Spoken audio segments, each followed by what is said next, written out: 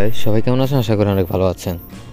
তো আজকে আপনাদের জন্য নতুন একটা ভিডিও নিয়ে হাজির হলাম। আজকে দেখাবো আপনারা মেসেঞ্জারের সবগুলো চ্যাট কিভাবে একসাথে ডিলিট করবেন। আপনারা অনেকেই অনেক সময় সিক্রেটভাবে কারোর সাথে চ্যাট করেন অথবা গোপনীয়ভাবে কারোর সাথে চ্যাট করেন। তো আপনার মোবাইলটা তো অনেক সময় অনেকজনে নিয়ে থাকে।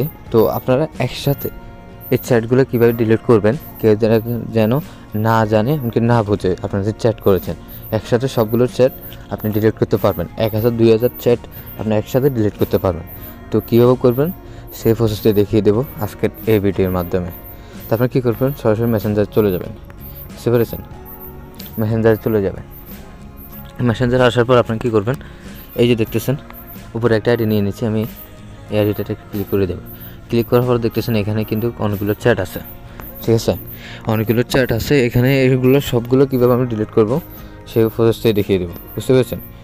এই চ্যাটগুলো কীভাবে ডিলিট করবো একসাথে এক ক্লিকে, সেই প্রসেসটাই দেখিয়ে দেবো আজকের এই ভিডিওর মাধ্যমে। ভিডিওটি না টেনে পুরো ভিডিওটি দেখতে থাকুন। তো আপনি কী করবেন, এই দেখতেছেন 3 ডট মেনু, এই যে উপরে দেখতেছেন এই জায়গাটাকে ক্লিক করে দেবেন। এই জায়গাটা ক্লিক করে দেবেন। ক্লিক করার পরে আপনারা কী করবেন, এই যে দেখছেন 3 ডট মেনু আছে কর্নারে এই জায়গাটা ক্লিক করে দেবেন। বুঝতে পেরেছেন? এই জায়গায় ক্লিক করলে দেখতেছেন এখানে ডিলিট অপশন চলে আসছে। এই দেখছেন ডিলিট। বুঝতে পেরেছেন?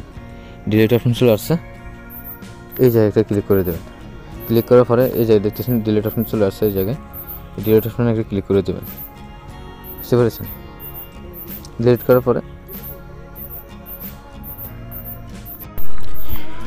এটা কিন্তু এখান থেকে ডিলিট হয়ে গেছে।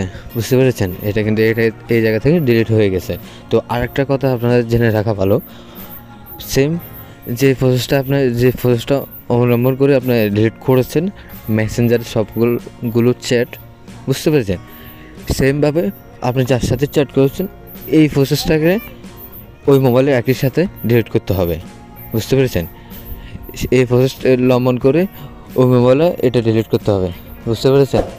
তো আশা করি সব কিছু বুঝতে পেরেছেন। আর আমার ভিডিওটি যদি ভালো লাগে থাকে অবশ্যই চ্যানেলটা সাবস্ক্রাইব করে দেবেন, পাশে থেকে বেল আইকনটি বাজিয়ে দেবেন, আর লাইক কমেন্ট শেয়ার করে দেবেন। সবাই ভালো থাকবেন। আসসালামু আলাইকুম।